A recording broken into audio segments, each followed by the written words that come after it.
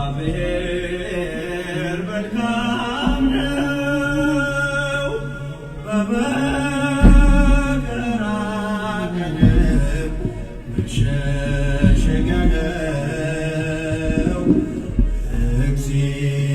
እግዚአብሔር መልካም ነው፣ በመከራ ቀን መሸሸጊያ ነው።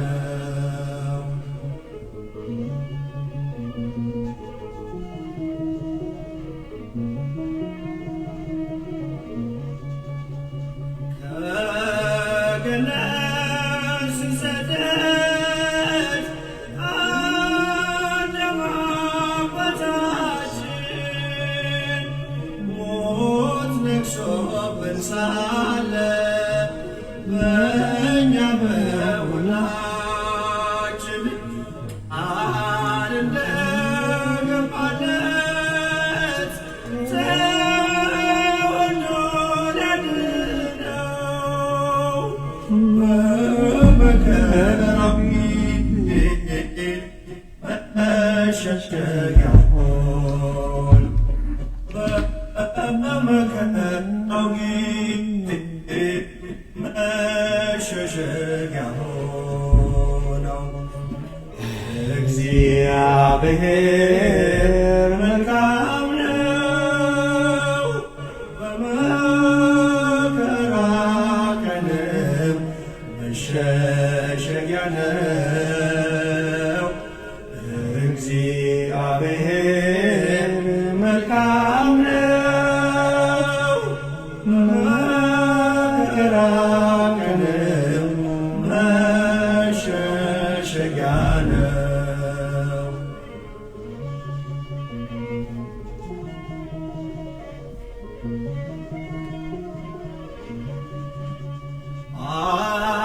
አብርሃም ከካራን ከእናት ከአባቱ ቤት ከነዓን ሲገባ ሲሰደድ በእምነት ከተሰጠ ተስፋ አንድ ሳይጎልበት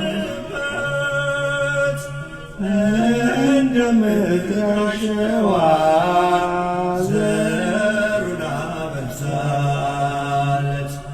እንደ ምድር አሸዋ ዘሩን አበዛለት። እግዚአብሔር መልካም ነው፣ በመከራ ቀን መሸሸጊያ ነው።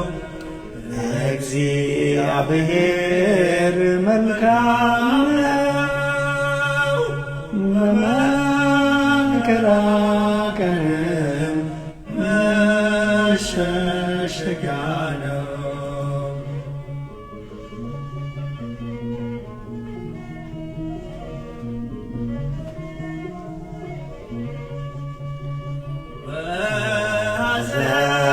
በችግር በመከራ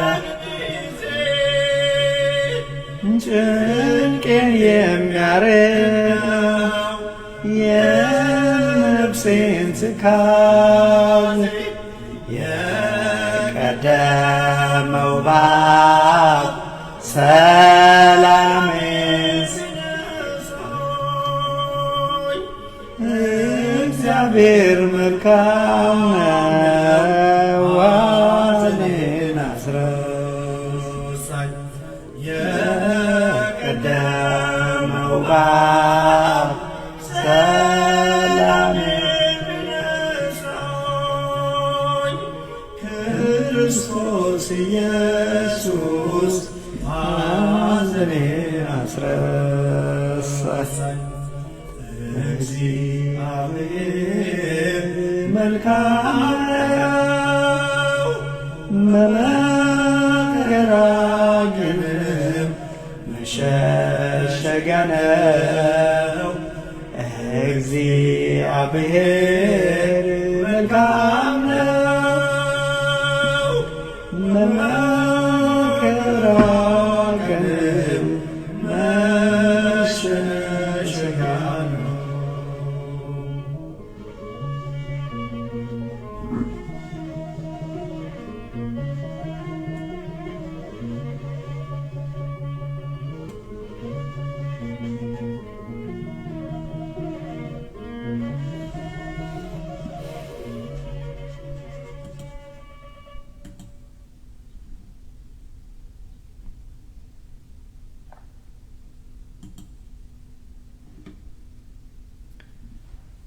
በስመ አብ ወወልድ ወመንፈስ ቅዱስ አሐዱ አምላክ አሜን።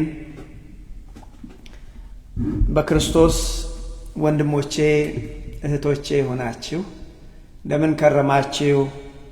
እንደምን ሰነበታችሁ?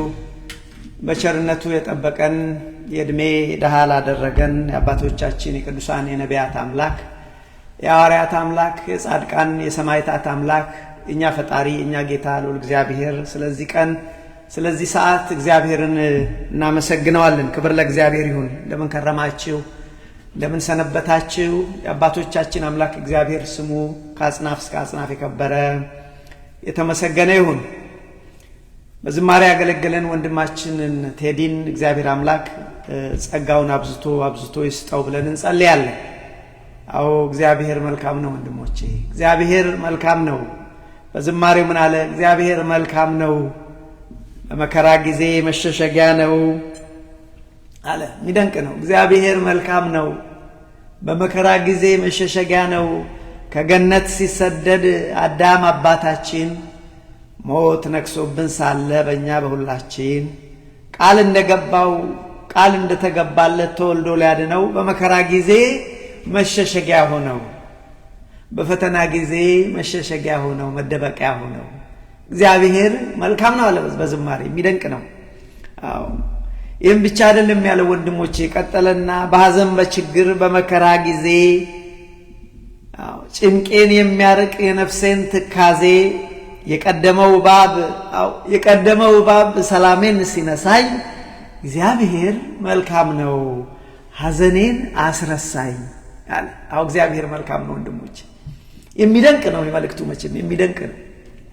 በደንብ ላስተዋለው ሰው ከገነት ሲሰደድ አለ። ልብ በሉ፣ አንድ ሰው ሞት ተፈርዶበት፣ ያውም የዘላለም ሞት ተፈርዶበት ምንም ተስፋ በሌለበት ሰዓት ኢማጂን፣ አስተውሉ፣ አይደለም ለዘላለም ሞት፣ በምድር ያለ ሞት ራሱ እጅግ የሚያስፈራ ነው። ስለዚህ ከገነት ሲሰደድ አዳም አባታችን ሞት ነክሶ ነበረ በእኛ በሁላችን። እውነት ነው ወንድሞቼ፣ የዘላለም ሞት በሁላችን ላይ ነክሶ ነበረ፣ ተፈርዶብን ነበረ። በቃ ይገደሉ ይሙቱ ተብሎ ተፈርዶብን ነበረ። ይህንን ነው ወንድማችን ከገነት ሲሰደድ ከእግዚአብሔር መንግሥት ሲሰደድ አዳም አባታችን ሞት ነክሶብን ሳለ በእኛ በሁላችን አለ።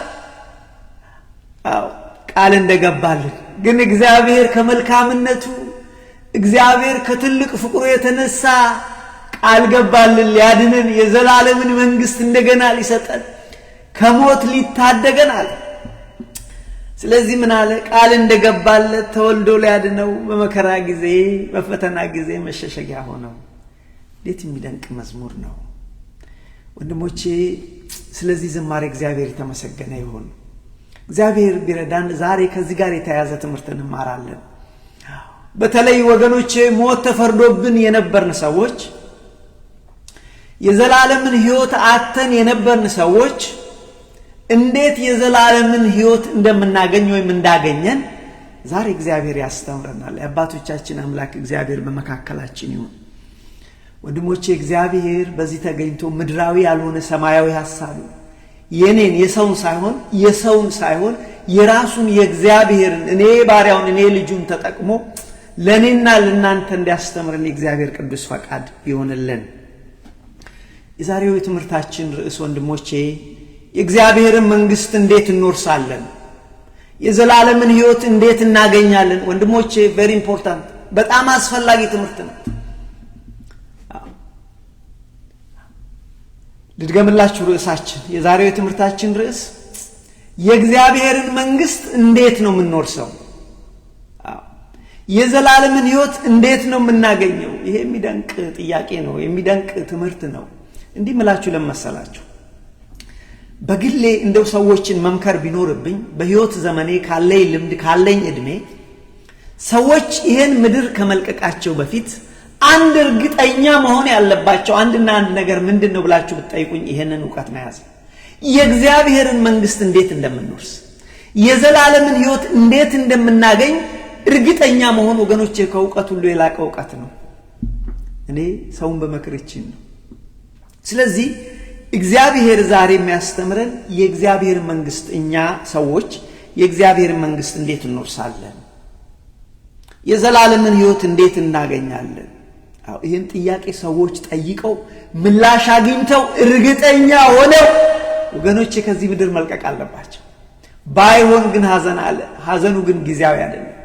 ባይሆን ግን ለቅሶ አለ፣ ለቅሶ ጊዜያዊ አይደለም፣ የዘላለም። ለዚህ ነው በዚህ ምድር ላይ ስንኖር አንድ እንደው በምንችለው መጠን ነው ያልኩት፣ በተቻለ መጠን ማወቅ የሚገኝ ማግኘት ወይም አኳየር ማድረግ ያለብን ኖሌጅ ቢኖር የእግዚአብሔርን መንግስት እንዴት ወርሳለሁ፣ የዘላለምን ሕይወት እንዴት አገኛለሁ የሚለው ነው። በነገራችን ላይ እንደ ኢትዮጵያ ኦርቶዶክስ ቤተክርስቲያን እምነትና ስርዓት መሰረት የነገው ሳምንት ወይም የነገው ሰንበት ኒቆዲሞስ ይባላል። ይሄ ኒቆዲሞስ አስተማሪ ነው። ይሄ ሰው የእግዚአብሔርን ቃል የሚያስተምር ሰው ሆኖ በጣም የሚያስጨንቀው አንድ ጥያቄ ነበር። እሱን አያይዘን ነው የምንማረው። የእግዚአብሔር መንግስት እንዴት እወርሳለሁ፣ የዘላለምን ሕይወት እንዴት አገኛለሁ? ይሄ ጥያቄ ጭንቅላቱን በጣም ይረብሸው ነበር። ልብ አድርጉ፣ ይሄ ሰው አስተማሪ ነው፣ የአይሁድ አስተማሪ ነው፣ ፈሪሳዊ ነው፣ የሃይማኖት መሪ ነው። በእውቀትም ቢኖር ደግሞ በጣም የተማረ የሴኔድሪ የሸንጎ አባል ነው። በሀብትም ባለጸጋ ነው። ግን ያልተመለሰለት አንድ ጥያቄ አለ። የእግዚአብሔርን መንግስት እንዴት ነው የምወርሰው? ይሄ ሰውዬ እኮ አስተማሪ ነው። አየህ፣ አስተማሪ ነኝ ብለህ ጥያቄው ካልተመለሰልህ ያን ጥያቄ መፈለግ ብልጠት ነው፣ ዕውቀት ነው። ለዚህ ነው ወገኖቼ ይህን ምድር ከመልቀቃችን በፊት ሳንኮፈስ እኔ እንደዚህ ነኝ ሳንል እኔ ሃይማኖቴ ይሄ ነው ስለዚህ በሃይማኖቴ ያወርሰኛል ሳንል ወገኖቼ በትህትና ለምናችኋለሁ እርግጠኛ መሆን ቢኖርብን የእግዚአብሔር መንግስት እንዴት ወርሳለሁ፣ የዘላለምን ሕይወት እንዴት አገኛለሁ ብለን ይህን ጥያቄ ኒቆዲሞስ ያነሳውን ጥያቄ ማንሳት አለብን። በነገራችን ላይ ኒቆዲሞስ እኮ የሃይማኖት መምህር እኮ ነው። የአብርሃም የይስሐቅ የያዕቆብን ሃይማኖት የያዘ ሰው ነው። የእግዚአብሔርን ሃይማኖት ለአብርሃም የሰጠውን እምነት ያለው ሰው ነው። ይሄንን የሚያስተምር ሰው ነው። ግን እርግጠኛ አልሆነም። የእሱ ሃይማኖት የእግዚአብሔር መንግስት ማሰጠት አለማሰጡት እርግጠኛ አልነበረም። ጎበዝ ሰው ነው። እኔ አስተማሪ ነኝ ስለዚህ ብሎ ሰው ምን ይለኛል እኔ ይሄንን ብጠይቅ ብሎ ወደ ኋላ አልቀረም። ስለዚህ ኒቆዲሞስ ምን አደረገ ወገኖቼ? ይሄን በልቡ የሚመላለሰውን ጥያቄ የሱ መልስ ሊያገኝ ፈለገ። በዚህም የተነሳ ወደ ክርስቶስ መጣ። ቤተክርስቲያን አሁን ነገ የምታስተምረው ይሄ ነው።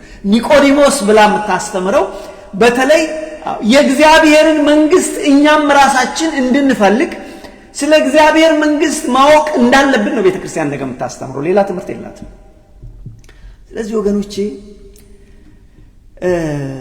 በሚቻል መጠን በትህትና ሆኜ ሰዎችን መለመን በምትችሉት መጠን በተለይ ከሃይማኖት ትምህርት መማር ካለብን የእግዚአብሔር ሪሊ እንዴት ነው የእግዚአብሔርን መንግስት የምወርሰው፣ የዘላለምን መንግስት አይሹር አገኛለሁ በእውነት እርግጠኛ ነኝ ብለን በምንችለው መጠን ነው ያልኩት።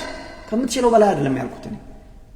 ኦፍ ኮርስ የእግዚአብሔር ቃል በጣም እጅግ ሚስጥር ነው፣ እጅግ ሚስጥር ነው። ቢሆንም ግን ዋናውን ግን መያዝ ያስፈልጋል። ስለዚህ ይህን ምድር ከመልቀቃችን በፊት አንድ ሊኖረን የሚገባ ዕውቀት ቢኖረን እንደ ወንድምነት መክረው የእግዚአብሔርን መንግስት እንዴት አገኛለሁ፣ የዘላለምን ሕይወት እንዴት ወርሳለሁ ብሎ መጠየቅ ነው። በነገራችን ላይ የዚህ ትምህርት እንዳልኳችሁ ኒቆዲሞስን የዚህ የነገውን የኒቆዲሞስን ቀን ሰንበት አስበን ከሱ ጋር የእግዚአብሔር መንግስት እንዴት እንደምናገኝ የዘላለምን ሕይወት እንዴት እንደምንማር ከቻልን ደግሞ ከደረስንበት በተለይ እግዚአብሔር ለሰው ልጆች ስላለው ሐሳብ ስለሱ እንማራለን። ቅድም ወንድማችን እንዳለው ምን አለ? በሐዘን በችግር በመከራ ጊዜ ጭንቄን የሚያርቅ ነው የነፍሴን ትካዜ። የቀደመው ባብ ሰላሜን ሲነሳኝ ማለት ሞት ተፈርዶብሃል አልቀልህ ሲለኝ ክርስቶስ ኢየሱስ ሐዘኔን አስረሳኛል። ስለዚህ ወገኖቼ ዛሬ የምንማረው በዚህ ዙሪያ ይሆናል። ማለት የእግዚአብሔር መንግስት እንዴት ወርሳለሁ፣ የዘላለምን ሕይወት እንዴት አገኛለሁ በሚል ነው። በነገራችን ላይ ቅድም እንዳልኳችሁ እንግዲህ ኒቆዲሞስ ብላ ቤተክርስቲያን የነገውን ቀን ሰንበት ወስና የምታስተምረው የእግዚአብሔር መንግስት እንዴት እንደምንወርስ ነው፣ የዘላለምን ሕይወት እንዴት እንደምናገኝ ነው። አያችሁ። ስለዚህ ስለ እግዚአብሔር መንግስት ነው የምንማረው ማለት ነው። እዚህ ጋር አንድ ነገር ማንሳት እንፈልገው ነገር አለ። ይኸውላችሁ ሰው እግዚአብሔር ሰውን ሲፈጥረው ሰው የተፈጠረው ለዘላለም ነው። ልብ በሉ ወንድሞቼ፣ ምንድነው ያልኩት? ይቅርታ። እግዚአብሔር ሰውን ሲፈጥረው ሰውን የፈጠረው ለዘላለም ነው። ሰውን የፈጠረው ምንድነው ብያችኋለሁ? እግዚአብሔር ሰውን የፈጠረው ለዘላለም ነው። ስለዚህ ሰው ተነስቶ አይ እኔ ዘላለምን አልፈልግም፣ ዘላለም አያስፈልገኝም ማለት አይችልም። እቺን ያዙልኝ። ሰው ተነስቶ ሰው እግዚአብሔር ሰውና መላእክትን እግዚአብሔር የፈጠረው ለዘላለም ነው፣ ለዘላለም እንዲኖሩ ነው። ልብ አድርጉ። የምንማረውም ስለ ዘላለም ሕይወት ነው ዛሬ። የዘላለምን ሕይወት እንዴት እንደምንወርስ ነው፣ የእግዚአብሔር መንግስት እንዴት እንደምናገኝ ነው ብያቸዋለሁ። ስለዚህ ሰው የተፈጠረው ለምንድን ነው? ሰውና መላእክት ለዘላለም እንዲኖሩ ነው የተፈጠርነው፣ እንድንኖር ነው የተፈጠርነው። ምሳሌ ላስረዳችሁ። ለምሳሌ ቅዱስ ሚካኤልና ቅዱስ ገብርኤል በቃ አንዴ የተፈጠሩ፣ መሞት እኮ በእነሱ ዘንድ የለም፣ እስከ ዘላለም ነው የሚኖሩት። ያን የተፈጠሩ አለቀ። ስለዚህ ሰው እግዚአብሔር ሲፈጥረው ሰውን እግዚአብሔር ለዘላለም ፈጠረ። አሁን አንድ ሰው ተነስቶ አይ እኔ ዘላለምን መኖር አልፈልግም ማለት አይችልም። እኔ ዘላለምን መኖር ወይም በሌላ አነጋገር ለምሳሌ ሰው ተነስቶ እኔ መሞት አልፈልግም ቢል ይችላል? አይችልም። ይሞታታል። ወይም ደግሞ በማህፀን ውስጥ እግዚአብሔር የፈጠረው ሰው እኔ አልወለድም ብል ይችላል? ይወለዳል። ሰዓቱ ሲደርስ ሰው ይሞታል። ወንድሞች፣ ሰው ወደደም ጠላም ሰዓቱ ሲደርስ ወደ ዘላለም ሕይወት ይወዳል። አሁን ጥያቄው ግን ምንድነው የሚሆነው? የዘላለምን ሕይወት ከማን ጋር ለመኖር ወሰንን? ከእግዚአብሔር ጋር ወይስ በተቃራኒ? በፍስሐ በደስታ ከእግዚአብሔር ጋር መኖር ወይንስ በጥፋት ለዘላለም ቅጣት መኖር? ዘላለምን መለወጥ አይቻልም። ሰው ለዘላለም ተፈጥሯል። ስለዚህ የእግዚአብሔር ቃል ምን እንደሚል ልንገራችሁ። ለዚህ ነው ወገኖቼ ዛሬ በሚችለው መጠን መልእክታችን የእግዚአብሔር መንግስት እንዴት እንወርሳለን፣ የዘላለም ሕይወት እንዴት እናገኝ። በቃ ትምህርቱ ይሄ ነው። እናንተም በጭንቅላታችሁ ራሳችሁን መጠየቅ ያለባችሁ፣ ራሳችሁን ጠይቃችሁ እርግጠኛ መሆን ያለባችሁ ነው። ስለዚህ ሰው ዘላለምን መቀየር አይችልም። የእግዚአብሔር ቃል እዚህ ዕብራውያን ምዕራፍ 9 ቁጥር 27 ላይ በጣም የሚደንቀኝ ቃል አለ። በጣም እንደዚህ ይላል፣ ለሰው ልጅ ይላል፣ ለሰው አንዴ ነው የምንሞት። ሰው ሁለቴ አይሞትም፣ ሶስቴም አይሞትም። ለሰው አንዴ መሞት፣ ከዚያ በኋላ ፍርድ ይጠብቀዋል ይላል። አይገርማችሁም? ስለዚህ ሰው አንዴ መሞት። ዕብራውያን ምዕራፍ 9 ቁጥር 27 ሚኒንግ ሰው ተፈጥሯል፣ መሞቱ አይቀርም፣ ይሞታል። ከሞተ በኋላ ግን ፍርድ ይጠብቀዋል። ያ ፍርድ ወይ ወደ እግዚአብሔር መንግስት ይወርሰዋል ወይ ወደ ተቃራኒ ይወስደዋል። ስለዚህ ሰው ዘላለምን ይኖራል ወደደም ጠላ። ጥያቄው ዘላለምን ከእግዚአብሔር ጋር እንኑር ወይንስ በተቃራኒው የሚል ለሰው ልጆች የተተወ ነው። ወንድሞቼ እንግዲህ ቀኑ ቀኑ ሳይመስ ወንድሞቼ ይህን ጥያቄ አንስተን ለራሳችን መልሰን እንደ እግዚአብሔር መኖር እንደ እግዚአብሔር ሐሳብ መኖር ብልህነት ነው። አያችሁ ግን ቀኑ ከመሸ በኋላ ዋጋ የለው። አንዳንድ ጊዜ ሳናቀው በአንደኛና በሁለተኛ ነገር ተጠምደን ዋናውን ነገር እንረሳለን። በዚህች ምድር እንጠመድና የዘላለምን ነገር እንረሳለን። ተው ወንድሞቼ በኋላ ይቆጫል ከልቤ ነው የምናገረው። ስለዚህ ምንም አይከለክለንም፣ ስራችን አይከለክለንም። የእግዚአብሔርን መንግስት ፍለጋ ከእግዚአብሔር ጋር መኖር ትምህርታችን አይከለክለንም። ዘመድ መርዳታችን አይከለክለንም። ሀገር መገንባት ሀገር መርዳታችንን አይከለክለንም። እሱ የሚከለክለው ኃጢአትን ብቻ ነው። ስለዚህ ወገኖቼ በዚህች ምድር ላይ ስንኖር ቀኑ ሳይመሽ መጠሪያ ጊዜያችን ሳይደርስ የእግዚአብሔርን መንግስት እንዴት እንኖርሳለን፣ የዘላለምን ህይወት እንዴት እናገኛለን ብለን እርግጠኛ ወገኖቼ ይህን ጥያቄ አንስተን ለራሳችን ልንመልስ እና በዚህ መልክ ልንኖር፣ አለበለዚያ ቀኑ ከመሸ በኋላ it is too late እንዲመሽ አያስፈልግም። እንግዲህ ቅድም እንዳልኳችሁ ቤተክርስቲያን የነገውን ሳምንት ማን ትለዋለች አልኳችሁ? ኒቆዲሞስ ብላ ሰይመዋለች። ኒቆዲሞስ የተባለው ኒቆዲሞስ በተባለው ሰው ስም ነው። ይሄ ኒቆዲሞስ የሃይማኖት መሪ ነው፣ የሃይማኖት አስተማሪ ነው። ነገር ግን አንድ ጥያቄ ነበር። ቅድም ያነሳሁላችሁ የእግዚአብሔርን መንግስት እንዴት ነው የምወርሰው፣ የዘላለምን ህይወት እንዴት ነው የማገኘው ብሎ የሚጨነቅ ሰው ነው። ይሄ ሰውዬ ባለስልጣን ነው። የሴኔድሪ አባል ነው፣ ወይም የኮንግረስ አባል ወይም የሱፕሪም ኮርት አባል እንደማለት ነው። ይቅርታ። ይሄ ሰው እኔ እኮ ተምሬያለሁ፣ ቴዎሎጂ ስኩል ሄጃለሁ፣ ወይም የአብነት ትምህርት ቤት ተምሬያለሁ፣ ስለዚህ እኔ አውቃለሁ ብሎ አላለም። ግን እርግጠኛ መሆን ፈለገ። ስለዚህ በጨለማ ወደ ክርስቶስ መጥቶ የእግዚአብሔርን መንግስት እንዴት ማግኘት እንዳለበት ሲማር የነበረ ሰው።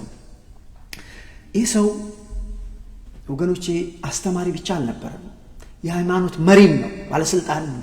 ይህ ሰው ባለጸጋም ነው፣ እግዚአብሔር በጸጋም የጎበኘው ሰው ነው። ለዚህ እኮ ነው በመጨረሻም ጊዜ ለምሳሌ ክርስቶስ የክርስቶስን ስጋ ካከበሩት አንዱ እሱ ነው። ባለጸጋ ነው። መልካም የሐር ልብስ ገዝቶ የክርስቶስን ክቡር ስጋ የከፈነው አንዱ ነው። ባለጸጋ ነው። ይሄ ሰው ጸጋ አለኝ፣ ስልጣን አለኝ፣ የሃይማኖት መሪ ነኝ፣ አስተማሪ ነኝ ሳይል እርግጠኛ መሆን ፈለገ። ይሄ ከዚህ መቼም ብዙ ነገር እንማራለን። በዚህ ምክንያት ቤተክርስቲያንም ኒቆዲሞስ ብላ የነገውን ሰሞን የምታስተምረው የእግዚአብሔርን መንግስት እንዴት እንደምንወርስ፣ የዘላለምን ህይወት እንዴት እንደምናገኝ ቤተክርስቲያን ታስተምራለች። በነገራችን ላይ ስለ ኒቆዲሞስ መጽሐፍ ቅዱስ 3 ቦታ ብቻ ነው የተናገረው። 3 ቦታ። ይሄን ሰውዬ ግን ባህሪውን ሲናገር ኒቆዲሞስ ይለዋል መጽሐፍ ቅዱስ፣ በኋላ መጣበታለሁ። እውነትን የፈለገ ሰው ነው። ዝም ብሎ አልተኛም።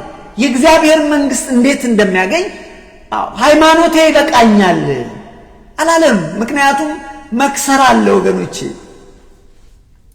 እንግዳውስ ሃይማኖት አለው። የአባት የእናቱ እኮ ሃይማኖት አለው። የአባት የእናቴ ሃይማኖት ይበቃኛል አለ። እንግዳውስ እሱ የተማረ ነው፣ የሃይማኖት ትምህርት አለው፣ ግን ይበቃል አላለም። እርግጠኛ መሆን ፈለገ። ስለዚህ እውነትን የፈለገ ነው። እግዚአብሔርን ለማግኘት የፈለገ ሰው ነው። ክርስቶስን ለማግኘት የፈለገ ሰው ነው። መንግስቱን ለማግኘት የፈለገ ሰው ነው። ስለዚህ አንዱ ባህሪው የኒቆዲሞስ እውነትን ለማግኘት የፈለገ ሰው ነው። ለዚህ ነው በጨለማ ሄደው። ወንድሞቼ እግዚአብሔርን ለማግኘት ስንል፣ መንግስቱን ለማግኘት በጨለማ መሄድ ካለብን እንሂድ። ምሳሌው ነው የምላችሁ። ስለዚህ እውነትን የፈለገ ሰው ነው። ይሄ ብቻ አይደለም ሰውየው፣ ይሄ ብቻ አይደለም።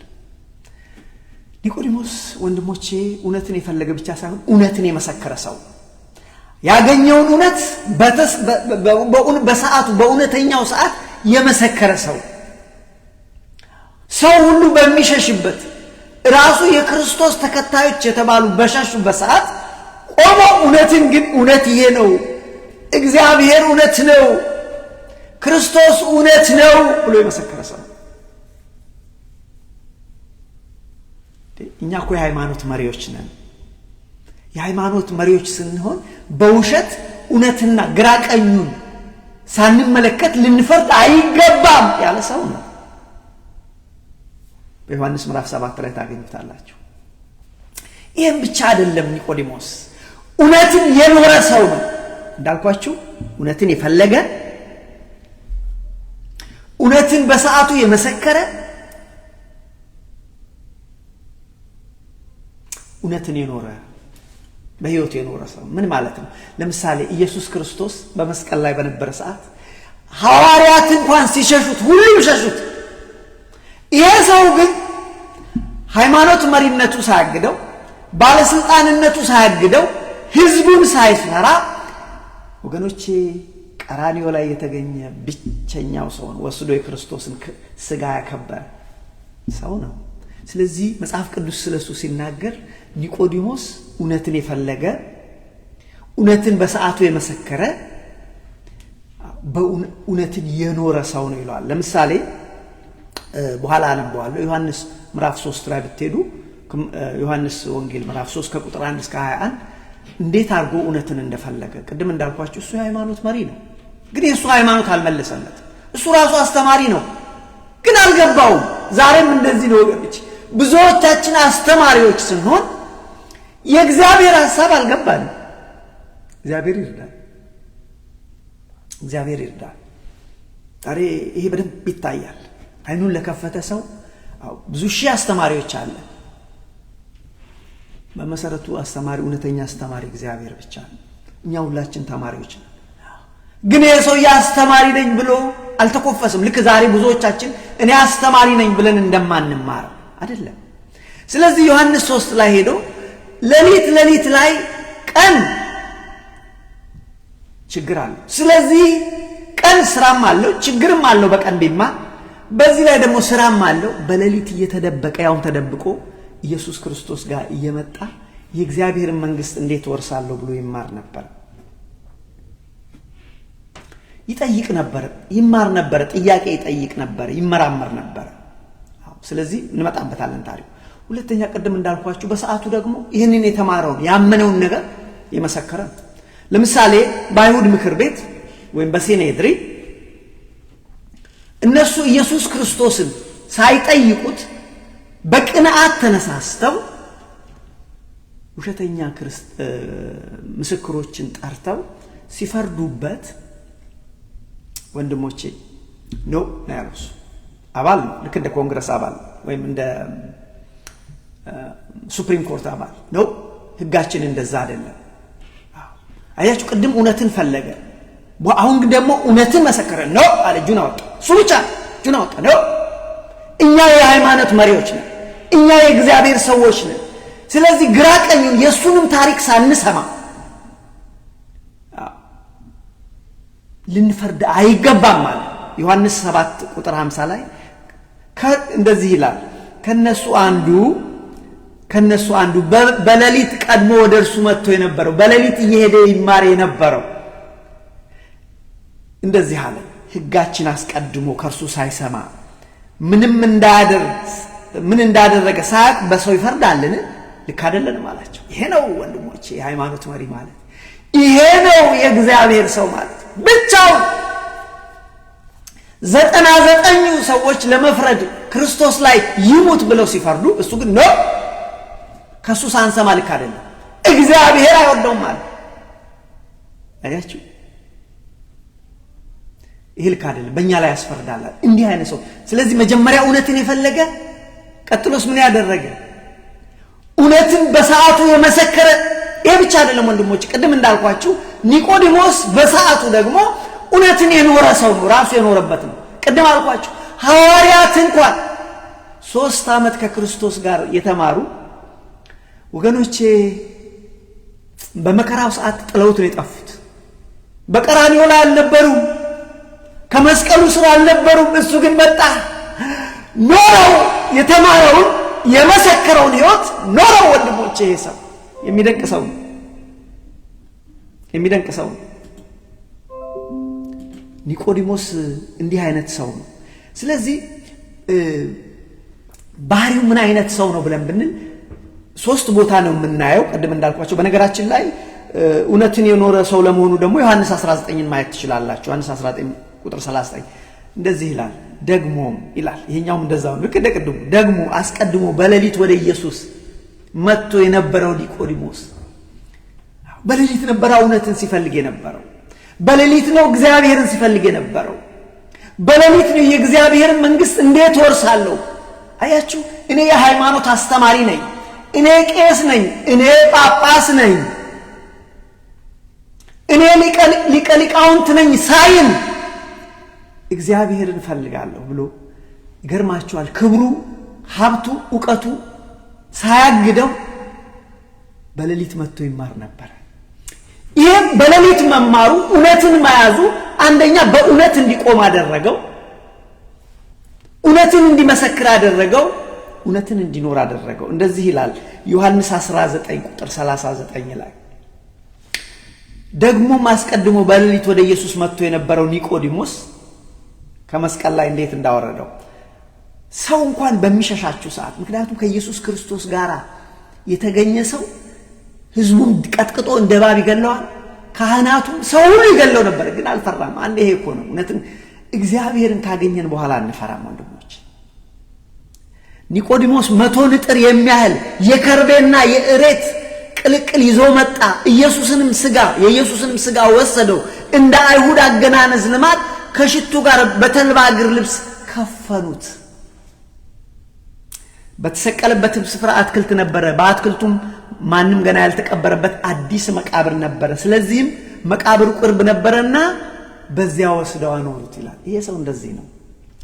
መጀመሪያ እግዚአብሔርን ፈለገ፣ መጀመሪያ እውነትን ፈለገ፣ መጀመሪያ የእግዚአብሔርን መንግስት እንዴት ወርሳለሁ አለ፣ የዘላለምን ሕይወት እንዴት አገኛለሁ አለ። ወገኖች ከኖረው ከገባው በኋላ ደግሞ ወጥቶ መሰከረ። አይደለም ማለት እጁን አውጥቶ ሴኔድሪ ላይ ፓርላማው ላይ ኖ አለ።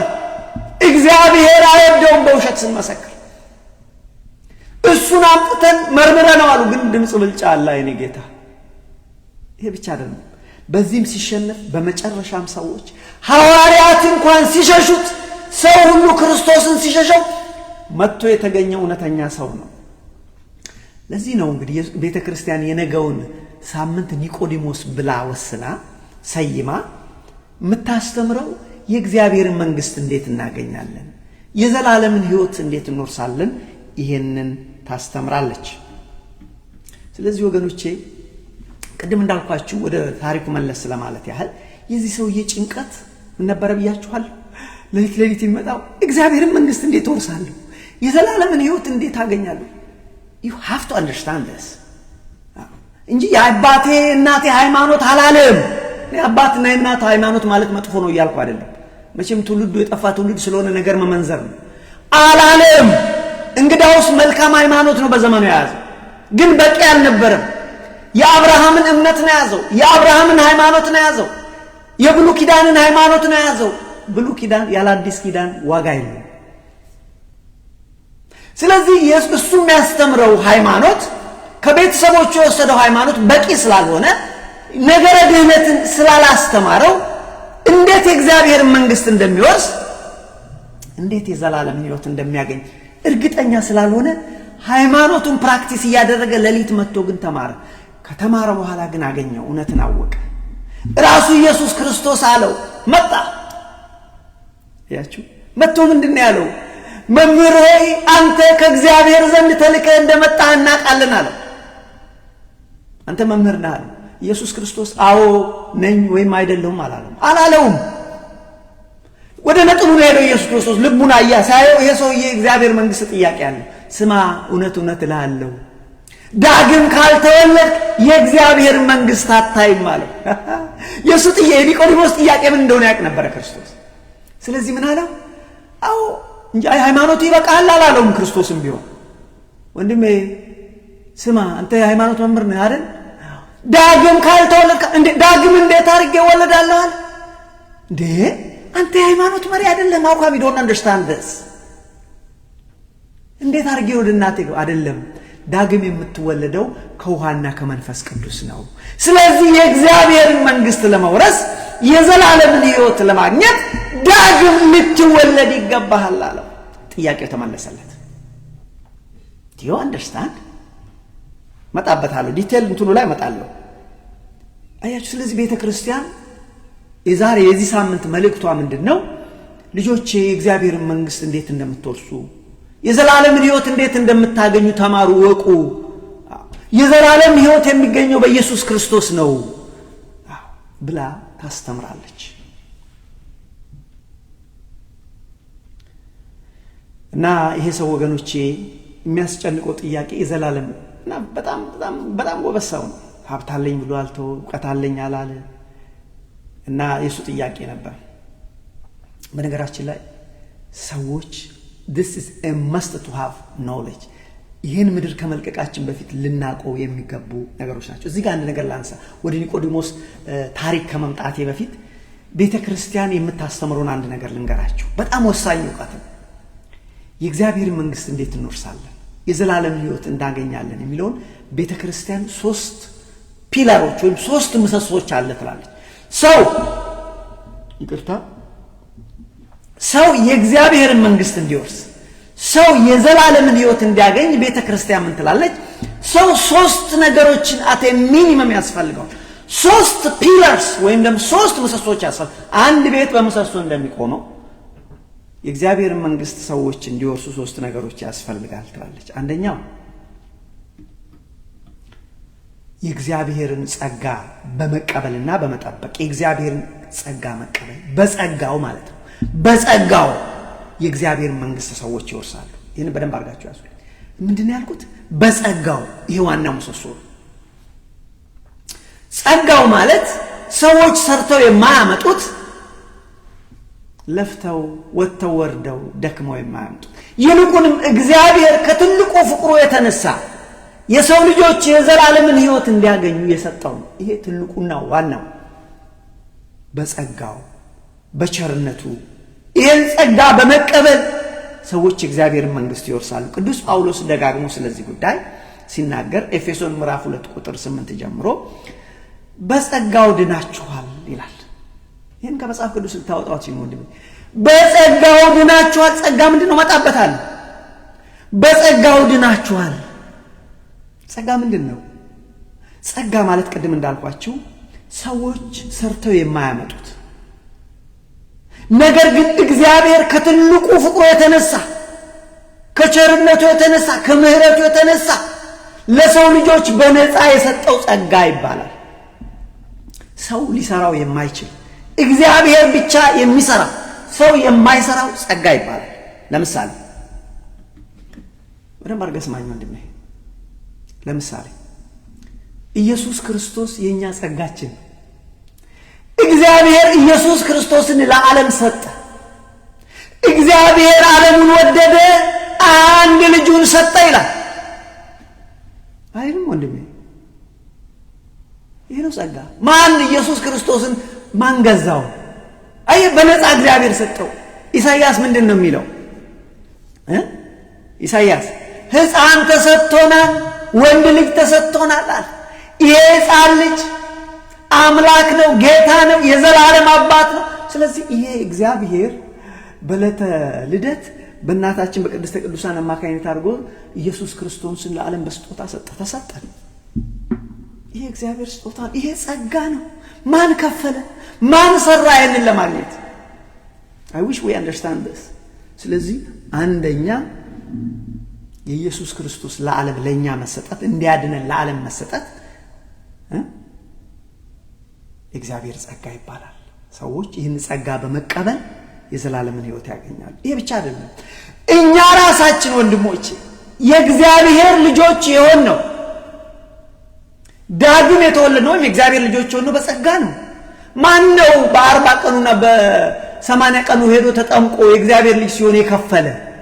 ማን ነው ይህንን ደክሞ ወጥቶ ወርዶ ያገኝ? በፍጹም። ምናልባት ቤተሰቦቻችን ተሸክመውን ይዘውን ሄደው ሊሆን ይችላል። ነገር ግን እግዚአብሔርን ልጅነት እኛ እንኳን ያገኘ ነው በጸጋው ነው።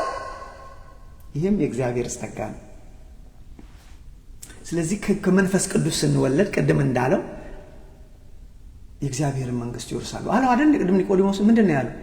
እውነት እውነት እልሃለሁ ዳግም ካልተወለድ የእግዚአብሔር ልጅ ካልሆንክ ከዋና ከመንፈስ ቅዱስ ካልተወለድ የዘላለምን ሕይወት አታይም፣ የእግዚአብሔር መንግስት አትወርስም። ስለዚህ የእግዚአብሔርን ሰዎች የሚወርሱት የእግዚአብሔር መንግስት በጸጋው ነው። ይሄ መሰሶ ነው። ገና ሌሎቹ ጋር አልመጣም። ጸጋውን ያብራራሁ። ስለዚህ ራሱ ኢየሱስ ክርስቶስ ለኛ መሰጠቱ ጸጋ ነው። እኛ ራሳችን ከእግዚአብሔር መወለዳችን ጸጋ ነው። ይሄ ብቻ አይደለም። በተሰጠን በኢየሱስ ክርስቶስ በተሰጠው ጸጋ ማመን ጸጋ ነው። ሰዎች በተሰጠው ጸጋ ሲያምኑ የእግዚአብሔር መንግስት ይወርሳሉ። እዚሁ ጋር ምን ይላል? ሙሴ በምድረ በዳ እባብን እንደሰቀለ የሰው ልጅ ይሰቀላል፣ በተሰቀለው በዛ በእርሱ የሚያምኑ የዘላለም ሕይወት አላቸው፣ መንግስቱን ይወርሳሉ ይላል። ትሰማለህ ወንድም? ስለዚህ እምነት ምንድነው? ጸጋ ነው። ገዝተሃል እምነትን? ነው። ማን ገዛ እምነትን? ማን ገዛ? ማን በራሱ ዕውቀት አገኘ እምነት? አየህ። ስለዚህ በተሰቀለው በኢየሱስ ክርስቶስ በማመን ሰዎች ይድናሉ። ይህን በምሳሌ ላስረዳችሁ። እስራኤል ኃጢአት ሰራ። ሙሴ ከእንትን ይዞት ሲመጣ ታስታውሳላችሁ። ህዝቡ ኃጢአት ሰራ፣ በደልን አደረገ፣ እግዚአብሔርን አስቆጣ፣ በእባብ ተመታ፣ በእባብ ተነደፈ። ህዝቡ አለቀሰ። እግዚአብሔር አለቀሰ ሙሴ ላይ። ሙሴ ይኸው ልንሞት ነው፣ በበረሃ ቆሰልን፣ እባክህ ወደ እግዚአብሔር ማልድ፣ እባክህ አማልደን፣ ጸልይልን አሉት። ሙሴ ጸለየ። የአብርሃም አምላክ ሰዓቱ ደግሞ ሄደ። የአብርሃም አምላክ ይስሐቅ አምላክ ጠላቶቻችን እንዳይስቁብን እባክህ በምድረ በዳ ቁስል በቁስል አታድርጋቸው፣ ማራቸው፣ ይቅር በላቸው ብሎ ሙሴ ተንበረከከ። እግዚአብሔር ምንድነው ያለው? አሁን እኔ ልነግራችሁ ስለ እምነት ነው። ሰው በእምነት ይድናል። እምነት ደግሞ ምንድነው? ጸጋ ነው። ስለዚህ ቁጥር 1 ገና 3 ናቸው ፒለሮች ብያቸዋል። ቁጥር 1 ሰዎች የሚድኑት የእግዚአብሔርን መንግስት የሚወርሱት በጸጋው ነው በሚል ነው ይሄንን ያነሳው። 1 ስለዚህ ምን አለ? በቃ ወደ እኔ አታልቅስ፣ ናስ ፈልግ፣ በናስ ላይ የእባብ ምስል ስራ፣ በዓላማ ላይ ስቀለው፣ በመስቀል ላይ ስቀለው፣ ላይ ያንን ሁሉ ያዩ ሰዎች ይድናሉ አለ። ልብ አድርግ። ሰዎቹ እባብ ነው የተነደፉት፣ ወራዛራ አስዱ ከማየት ጋር ግን እግዚአብሔር አላ እምነት ነው። እግዚአብሔር አለ ብለው ያመኑና እግዚአብሔር አደረገ ያሉ ከቁስላቸው ዳኑ ይላል። ሙሴ ሰቀለው እንዳለው በናስ ላይ የእባብ ምልክት አድርጎ ያዩ ሁሉ ከቁስላቸው ዳኑ ይላል። ለዚህ ነው እዚህ ጋር ኢየሱስ ክርስቶስ ሙሴ በምድረ በዳ እባብን እንደሰቀለ በተሰቀለው በኢየሱስ ክርስቶስ የሚያምኑ ሁሉ የዘላለምን ሕይወት ይወርሳሉ። ስለዚህ እምነት የእግዚአብሔር ጸጋ ነው። ሰርተን ያመጣ ነው አይደለም፣ በነፃ የተሰጠን ነው። በነፃ ልጁን ያለው የዘላለም ሕይወት አለው በነፃ። በእርሱ ያመነ የዘላለም ሕይወት አለው በነፃ። ስለዚህ ምንድነው ጸጋ ብለን የምንለው? ምንድነው? እምነት አንዱ ነው። መጀመሪያ ራሱ ኢየሱስ ክርስቶስ ለኛ መሰጠቱ ጸጋ ነው። እኛ ራሳችን ከእግዚአብሔር ዳግም መወለዳችን የእግዚአብሔር ልጆች መሆናችን ጸጋ ነው፣ አልገዛ ነው። ራሱ በክርስቶስ ማመንና መንግስቱ ይሄ ጸጋ ነው።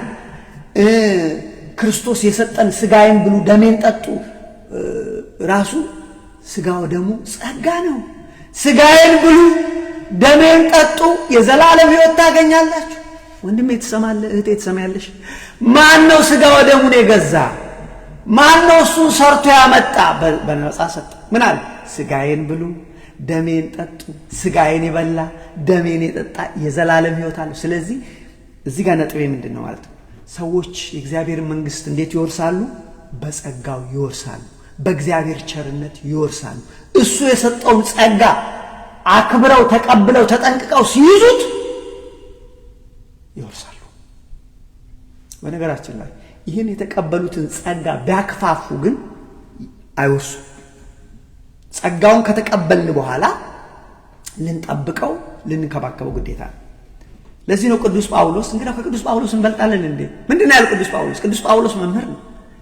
የአይሁድ ትምህርት በነገራችን ላይ ቅዱስ ጳውሎስም ልክ እንደ ኒቆዲሞስ ከአይሁድ እምነት ነው ወደ ክርስትና የመጣው። ምክንያቱም ያ የሱ እምነት የእግዚአብሔር መንግስት አያወርስም።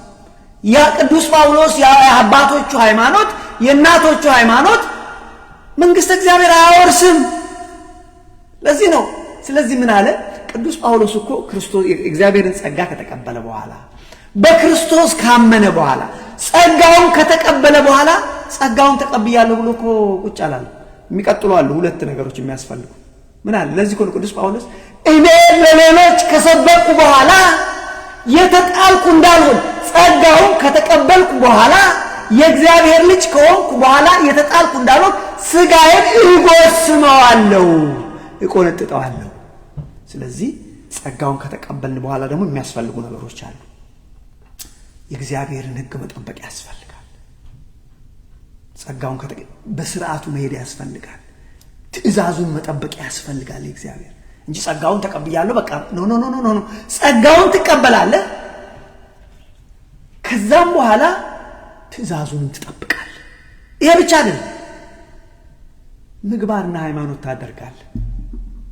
ስለዚህ ቁጥር 1 ሰዎች የእግዚአብሔርን መንግስት እንዴት ይወርሳሉ፣ የዘላለም ሕይወትን እንዴት ያገኛሉ የሚለው ብንል አንደኛው ምንድነው ብለናል? ቁጥር 1 ዋናው ምሰሶ ጸጋው። ይሄ ሰዎች ሰርተው የሚያመጡት አይደለም።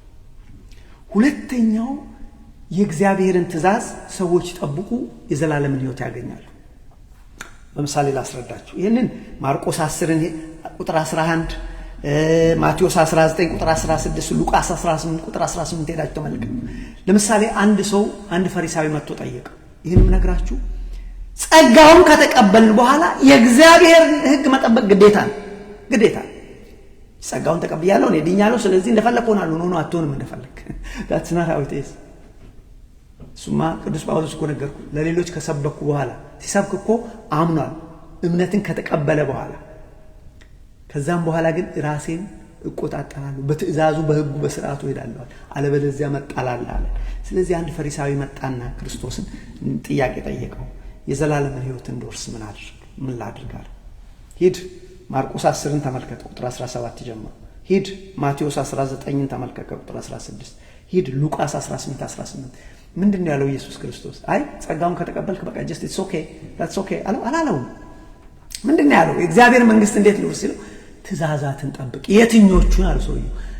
እግዚአብሔር አምላክን በፍጹም ልብ በፍጹም ኃይል ውደድ፣ ወንድምህን ጎረቤትህን ባልንጀራህን እንደራስህ ውደድ። ሕግጋት የእግዚአብሔርን ትእዛዝ ጠብቃለሁ። ስለዚህ ጸጋውን ከተቀበልን በኋላ ደግሞ ሁለተኛው የዘላለም ሕይወት እንድናገኝ ምን ማድረግ አለብን? ትእዛዛትን እንጠብቃለን። የእግዚአብሔርን ሕግ እንጠብቃለን። ሶስተኛው ይሄ ብቻ አይደለም። ሶስት ናቸው ብያቸዋለሁ የእግዚአብሔርን መንግስት እንድንወርስ የሚያስፈልጉ ነገሮች። ሶስተኛው መልካምና በጎን ስራ እንሰራለን። ምግባርና ያስፈልጋል።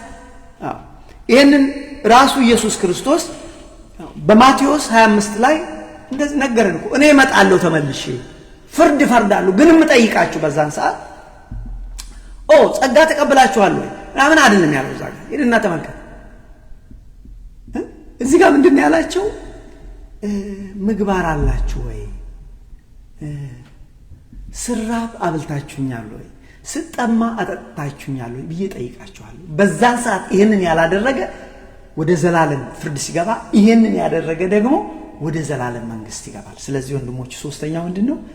መልካምና በጎ ስራን መስራት። መልካምና በጎ ግን እዚህ ጋር በጣም ልትረዱ የምፈልገው ነገር ሶስት ናቸው ብያለሁ። የመጀመሪያው ይሄ ጸጋው፣ ይሄ ኦልሞስት ዋናው ፒለር ሰዎች የሚድኑበት ጸጋው ነው ያልነው። እሱን ከያዝን በኋላ ግን የእግዚአብሔርን ትእዛዝ እንጠብቃለን፣ መልካም ስራ እንሰራለን፣ የሃይማኖት ፍሬ እናፈራለን። ምክንያቱም ስራብ አላበላችሁኝም፣ ስጠማ አላጠጣችሁም እንዳንባል ግዴታ ነው። ምክንያቱም እዛ ጋር እኮ ሰዎች ከቀረቡት ውስጥ እኛ የት አግኝተህ ነው አንተን የምናበላስ? ኖ ለእኔ አይደለም፣ ከነዚህ ከትናንሾች በምድር ላይ ያሉ የኔ ቢጤዎች የተቸገሩ ሰዎች ለነሱ ያበላችሁት ለኔ እንዳበላችሁት፣ ለነሱ ምግባር ያደረጋችሁት ለኔ እንዳደረጋችሁት። ስታመም ጠይቃችሁኛል ወይ? ስታሰር ጠይቃችሁኛል? ስታረዝ አልብሳችሁኛል? ይሄ ምግባር፣ ይሄንን ያደረጉ ሰዎች ወደ እግዚአብሔር መንግስት ገቡ ይላል። ይሄን ያላደረጉ ደግሞ ለዘላለም ፍርድ ነው። ስለዚህ የእግዚአብሔርን መንግስት ለመውረስ እነዚህ ሶስቱ ምሰሶች ያስፈልጋሉ። የመጀመሪያው ምሰሶ በብቻው ሊቆም ይችላል። የሚችልበት ሁኔታ አለ። ለምሳሌ ፋይታ ይዞናን ተመልከቱ። ምግባር የለው፣ ትእዛዛት አልጠበቀ። ላስት ሚኒት ላይ within that 1 minute በእግዚአብሔር አመነ፣ ወደ እግዚአብሔር መንግስት ሄደ። ገብቷችኋል? ይሄ ማለት ግን ጸጋውን ከተቀበልን በኋላ እንደፈለገን ዘላለን ህግ መጠበቅ አያስፈልግም መልካም ማለት አይደለም። እንግዳው ጸጋውን ዋና የሆነው ጸጋውን ከተቀበልን በኋላ ባናደርግ አሁንም ችግር ውስጥ ነው የምንወድቀው። የሁለተኞቹና ሶስተኞቹ ግን በራሳቸው ሊቆሟቸው ብቻቸው ያለ ጸጋው ያለ እግዚአብሔር አንድ ሰው ተነስቶ ክርስቲያን ሳይሆን ህጉን ብቻ ቢጠብቅ ትእዛዛቱን ቢጠብቅ እግዚአብሔር መንግስት አይወርስም። ወይም አንድ ሰው ክርስቶስን ሳይቀበል ጸጋውን ሳይቀበል በክርስቶስ ሳያምን ክርስቲያን ሳይሆን ሳይጠመቅ መልካም ስራ በቻይና ሀገር እንዳሉ ሆስፒታሎች ቢከፍት በአፍሪካ ሆስፒታሎች ለድሃዎችን ቢያለብስ የእግዚአብሔር መንግስት አይወርስም። ስለዚህ እነዚህ ነገሮች በጣም ለይቶ ማወቅ ያስፈልጋል። እንግዲህ ሰዓታችን ሄደ። ዋናው ነገር እዚህ ጋር እንደማነሳውና ምዘጋው ምንድነው ብላችሁ ብትሉኝ በዚህ ታዲያ በነገረ ድህነት ውስጥ የዘላለም ሕይወት በማግኘት ውስጥ የሰው ልጆች የራሳቸው ድርሻ አላቸው ወይ ብላችሁ ጠይቁኝ። አዎ፣ ዋናው እግዚአብሔር ነው፣ የእግዚአብሔር ድርሻ ነው። የእግዚአብሔርን ድርሻ ከተቀበልን በኋላ ያንን የእግዚአብሔርን ድርሻ ጸጋውን በጥንቃቄ እንይዛለን። ብናክፋፋ ፍርድ አለብን። ስጋው ደሙን ከበላን በኋላ ብናክፋፋ ፍርድ አለብን። እምነትን ከተቀበልን በኋላ በእምነት ብንቀልድ ፍርድ አለብን። ለዚህ እኮ ነው ቅዱስ ጳውሎስ እኔ ለሌሎች ከሰበኩ በኋላ አምኖ አይደል የሚሰብከው? እንግዲህ አምኖ ተምሮ ነው። ከሰበኩ በኋላ የተጣልኩ እንዳልሆን ጥንቃቄ ያደርጋለሁ። ኦፍ ኮርስ የኛ ድርሻ አለበት። ስለዚህ ጸጋውን ሳናክፋፋ በጥንቃቄ የመያዝ ግዴታ አለብን። እንግዲህ ይሄ ኒቆዲሞስ እዚህ ጋር ሰዓት ስለሄደብኝ ጥቂት ነገር ብዬ አቆማለሁ። በሌሊት እየመጣ የሱ ሃይማኖት ቅድም እንዳልኳችሁ ምላሽ ስላልሰጠው በሌሊት እየመጣ ክርስቶስ ጋር የዘላለምን ሕይወት እንዴት አገኛለሁ ብሎ ይማር ነበር። ለምንድን ነው በሌሊት የመጣው? በቀን አንደኛ ስራ አለበት። እሱ ብቻ አይደለም፣ ዋናው በቀን ቢመጣ ህዝቡና የሃይማኖት ሰዎች ቀጥቅጠው ይገሉታል። ለምን? መናፍቅ ሊሉት ይችላል። በዛን ጊዜ ክርስቲያኖች መናፍቃን ተብለዋልና ክርስቶስን የተከተሉ መናፍቃን ተብለዋል በአይሁድ ዘንድ። ስለዚህ እሱ ስለሚፈራ መናፍቅ እንዳይባል ግን መማር አለበት፣ ህይወቱን ማዳን አለበት። በሌሊት መጣ። በነገራችን ላይ ክርስቲያኖች መናፍቃን እንደተባሉ ላንብብላችሁ። ይሄ እኔ ፈጠራ አይደለም። ቅዱስ ጳውሎስ በሐዋርያት ሥራ ላይ ምዕራፍ 24 ጀምሮ ሄዳችሁ ብታዩት እንደዚህ ይላል። ከቁጥር 13 ጀምሮ አሁንም ስለሚከሱኝ ያስረዱኝ ዘንድ አይችሉም፣ ይከሱኛል ያስረዱኝ አይችሉም። ይሄን ነገር ግን ይሄንን እመሰክራለሁ፣ በሕጉ ያለውን በነቢያት የተጻፈውን ሁሉ አምኜ የአባቶችን አምላክ እኔ አመልካለሁ አለ። እነሱ ኑፋቄ ብለው እንደሚጠሩት መንገድ አመልከዋል። እኛ ክርስቲያኖችን አይሁዶች መናፍቃን ይሉናል። ግን እኛ መናፍቃን አይደለንም ይላል። ይኸው አንብቡት። ከቁጥር ምዕራፍ 24 ከቁጥር 13 እስከ 16 አሁንም ለሚከሱኝ እንደዚህ ነው ይላል። ቁጥር 14 ላይ ነገር ግን ይህንን እመሰክራለሁ በሕጉ ያለውን በነቢያት የተጻፈውን ሁሉ አምኜ የአባቶችን አምላክ እነሱ ግን ኑፋቄ ብለው እንደሚጠሩት መንገድ አመልከዋለሁ። ስለዚህ ኒቆዲሞስ በሌሊት ይመጣ የነበረው መናፍቅ እንዳይባል። በእርግጥ ይሄ ሰው በሌሊት መጥቶ ወገኖቼ ተምሮ ተጠቀመበት። ከዚህ ምንድን ነው የምንማረው ወገኖቼ? የእግዚአብሔር መንግስት ለመውረስ የዘላለምን ሕይወት ለማግኘት ሌሊት መሄድ ካለብን ሌሊት እንሂድ። ኤኒቲንግ ኤንድ ኦል ቲንግ ማድረግ ይገባናል። ቃሉን ላንብበውና ልዝጋው ሰዓቴ ስለሄደ። እንደዚህ ይላል ከክርስቶስ ጋር የነበራቸው ዳለው ዮሐንስ ወንጌል ምዕራፍ 3 ላይ ነው። ከፈሪሳውያን ወገን አይሁድ አለቃ የሆነ ኒቆዲሞስ የሚባል አንድ ሰው ነበረ። እርሱም በሌሊት ወደ ኢየሱስ ክርስቶስ መጥቶ መምህር ሆይ እግዚአብሔር ከእርሱ ጋር ከሆነ በቀር አንተ የምታደርገው እነዚህ ምልክቶች ሊያደርግ የሚችል የለም። መምህር ሆነ ከእግዚአብሔር ዘንድ እንደመጣ እናውቃለን አለ። ኢየሱስ ክርስቶስ እዚህ ጋር የሚደንቀው አዎ መምህር ነኝ ወይም አይደለሁም አላለም።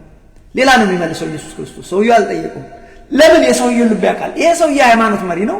እሱ አውቆ ነው እንደዚህ የሚለው። ግን ያልተመለሰለት ጥያቄ አለ። የዘላለም መንግስት የእግዚአብሔር መንግስት እንዴት ወርሳለሁ? የዘላለምን ሕይወት እንዴት አገኛለሁ ብሎ ይጨነቅ ስለነበረ ኢየሱስ ክርስቶስ እንደዚህ ብሎ መለሰለት። ኢየሱስም መልሶ እውነት እውነት እልሃለሁ ሰው ዳግመኛ ካልተወለደ በቀር የእግዚአብሔር መንግሥት ሊያይ አይችልም። በቃ ይሄ እግዚአብሔር ጸጋ ነው። ስማ አለ። ምን ጾም ቢኖርህ፣ ምን ጸሎት ቢኖርህ፣ ምን ሕግ ብትጠብቅ፣ ምን መልካም ምግባር፣ ምን የሃይማኖት መሪ ብትሆን ዳግም ካልተወለድክ የእግዚአብሔር መንግሥት አትወርስም አለ። የእግዚአብሔር የሰጠውን ጸጋ ካልተቀበልክ ዋጋ የለውም አለ። እውነት እውነት እልሃለሁ። ይሄን ደግሞ ጸጋ ማለት ቅድም ነግሬያቸዋለሁ፣ ሰው ሰርቶ የማያመጣ እግዚአብሔር በነፃ ከትልቁ ፍቅሩ የተነሳ የሰጠው። እውነት እውነት እልሃለሁ ሰው ዳግመኛ ካልተወለደ በቀር የእግዚአብሔር መንግሥት ላይ አይችልም አለ። ግራ ገባው ኒቆዲሞስ። ሰው ከሸመገለ በኋላ እንዴት ሊወለድ ይችላል? ምን ማለት ነው? ሁለተኛ ወደ እናቱ ማፀን ገብቶ ይወለድ ዘንድ እንዴት ይችላል አለው። ኢየሱስ መልሷል፣ አይደለም አለ። አየህ የምትወለደው ከውሃና ከመንፈስ ቅዱስ ነው። ውድ በሆነ ወርቅ አይደለም ተጠመቅ ያልኩ፣ በአልማዝ አይደለም። እግዚአብሔር ልጅ ለመሆን የምትጠመቀው በውሃና ከመንፈስ ቅዱስ ከእግዚአብሔር ነው። ከዛ ስትወለድ ነው። ይሄ ደግሞ የእግዚአብሔር ጸጋ ነው። የእግዚአብሔር ጸጋ ነው። ይኸውላችሁ ቁጥር 5 ላይ ኢየሱስ መልሶ እንዲህ አለ፣ እውነት እውነት እልሃለሁ ሰው ከውሃና ከመንፈስ ካልተወለደ በቀር ወደ እግዚአብሔር መንግሥት ሊገባ አይችልም መለሰለት። በቃ ስለዚህ ሰው ቅድም ያነሳ ነው ሰዎች የእግዚአብሔር መንግሥት እንዲወርሱ ቅድም ዋናው ፒለር ዋናው ምንድነው? ጸጋውን ከተቀበልን በኋላ ጸጋው ራሱ ኢየሱስ ክርስቶስ ጸጋው ነው ብለናል። እኛ ራሳችን የእግዚአብሔር ልጆች መሆናችን ጸጋው ነው ብለናል። ስጋው ደግሞ ጸጋ ነው፣ ጥምቀት ጸጋ ነው፣ ንስሐ ጸጋ ነው፣ ቅዳሴ ይሄ ሁሉ ጸጋ ይባላል። ይሄን ከተቀበልን በኋላ ይሄ ነፃ እግዚአብሔር በነፃ የሰጠን ዋናው ይሄ ነው። ከዛ በኋላ የእግዚአብሔርን ትእዛዝ እንጠብቃለን። ከዛ በኋላ ምግባር እናደርጋለን። ልጨርሰው እንደዚህ ያለው እውነት እውነት እልሃለሁ ሰው ከውሃና ከመንፈስ ካልተወለደ በቀር ወደ እግዚአብሔር መንግሥት ሊገባ አይችልም። ከስጋ የተወለደ ስጋ ነው፣ ከመንፈስ የተወለደ ግን መንፈስ ነው። ዳግመኛ ልትወለዱ ያስፈልጋል ስላልኳችሁ አትደነቃል። ለምን ትደነቃለህ? አሁን ለምሳሌ ንፋስ ስራን ይሰራል ግን አታየውም፣ ቤት ያፈራርሳል ግን አታየውም ብሎ ይቀጥላል። እና ግን ይሄ እንዴት ሊሆን ይችላል? አሁንም ከመንፈስ መወለድ አሁንም ሊገባው ግን እንዴት ሊሆን ይችላል? አንተ መምህር አይደለህም ወይ? how come you don't understand? እንዴት ሊሆን ይችላል? እውነት እውነት እልሃለሁ እኔ የማውቀውን የምናውቀውን እናገራለን፣ እናንተ ግን አታምኑ እንመሰክራለን አለ። ስለ ምድራዊ ነገር በነገርኳችሁ ጊዜ የማታምኑ ከሆነ ስለ ሰማይ ብነግርህ እንዴት ታምናለህ? ከሰማይ ከወረደው በቀር ወደ ሰማይ ወጣ ማንም ያለ እርሱም በሰማይ የሚኖረው የሰው ልጅ ነው ይለዋል።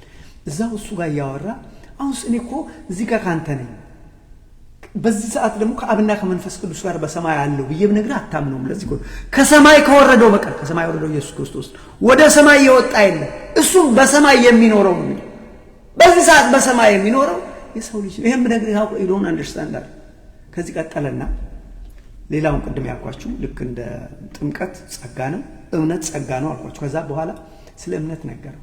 ማመን አለብህ፣ እግዚአብሔር በሰጠው ጸጋ ማመን አለብህ፣ በእኔ ማመን አለብህ። ሙሴ በምድረ በዳ እባብን እንደሰቀለ እንደዚሁ በእርሱ የሚያምን የዘላለም ሕይወት እንዲኖረው እንጂ እንዳይጠፋ የሰው ልጅ ይሰቀል ይገባል። የሰው ልጅ ተሰጠ ነው፣ ጸጋ ነው። በዛ በተሰቀለው ሰው ሲያምን የዘላለምን ሕይወት ያገኛል። በእርሱ የሚያምን ሁሉ እምነት ጸጋ በእርሱ በነፃ ነው የሰጠው። አመን አልኩ ማመን አለማመን ያንተ ፈንታ ነው። ማመን ግን ግዴታ ነው። እግዚአብሔር መንግሥት ለመውረስ በኢየሱስ ክርስቶስ ማመን ግዴታ ነው። በእርሱ የሚያምን ሁሉ የዘላለም ሕይወት እንዲኖረው እንጂ እንዳይጠፋ እግዚአብሔር አንድ ልጁን እስኪሰጥ ድረስ ዓለሙን እንደዚህ ወዷልና፣ ዓለም በልጁ እንዲድን ነው እንጂ በዓለም እንዲፈርድ እግዚአብሔር ወደ ዓለም አላከውም ብሎ ይላል። ቀጠለና የማያምን ሰው ደግሞ ልክ የሚያምን ሰው እግዚአብሔር መንግሥት እንደሚወርስ የማያምን ሰው ደግሞ ይፈረድበታል። ቁጥር 18 በእርሱ በሚያምን አይፈረድበትም። በኢየሱስ ክርስቶስ በማያምን ግን በአንዱ በእግዚአብሔር ልጅ ስላላመነ አሁን ተፈርዶበታል። በቃ አለቀ። አሁን ፍርዱ አለቀ። ስለዚህ የእግዚአብሔር መንግሥት ለመውረስ የእግዚአብሔር ጸጋ ያስፈልጋል። አንዱ ጸጋ ምንድን ነው? በኢየሱስ ክርስቶስ ማመን። ሌላ የሚፈረድባቸውን ሰዎች ያነሳል። ስራቸው በጨለማ የሆነ ሰዎች ጸጋውን ራሱ ከተቀበሉ በኋላ ስራቸው በጨለማ ቢመላለሱ ይፈረድባቸዋል። የብርሃን ልጆች ከሆኑ ግን አይፈረድባቸው። ስለዚህ ቁጥር 36 ላይ በልጁ የሚያምን የዘላለም ሕይወት አለው፣ በልጁ የማያምን ግን የእግዚአብሔር ቁጣ በሱ ላይ ይገለጣል ይላል። ስለዚህ ወገኖቼ እዚህ ጋር ቆመዋል። በአጠቃላይ እዚህ ውስጥ የእግዚአብሔር መንግስት እንዴት ሰዎች እንደሚወርሱ ያስተማረበት ክፍል ነው። ሰው ዳግመኛ መወለድ አለበት። ሰው በተሰቀለው በኢየሱስ ክርስቶስ ማመን አለበት። እግዚአብሔር ዓለሙን ያዳነው በቸርነቱ ልጁን ገልጦ ነው። የክርስቶስ መገለጥ እግዚአብሔር ዓለሙን ስለወደደ አንድ ልጁን ሰጠ። ይህም የእግዚአብሔር ጸጋ ነው። በእግዚአብሔር ልጅ በሚያምን ሰው እንደማይፈረድበት ይህንን ተማር። ምን እናድርግ? ሁለት ነገር እዚህ ጋር ልበልና ላቁ። የእግዚአብሔር መንግስት እንዴት እንደምንወርስ እንረዳ ወገኖች። ቅድም ጠቅለል ባለ መልኩ ቢያንስ ሶስት ፒለሮች አሉ ብያቸዋለሁ። የእግዚአብሔር መንግስት ለመውረስ ዋናው ፒለር የእግዚአብሔር ቸርነት፣ የእግዚአብሔር ምሕረት፣ የእግዚአብሔር ጸጋ የተባለው።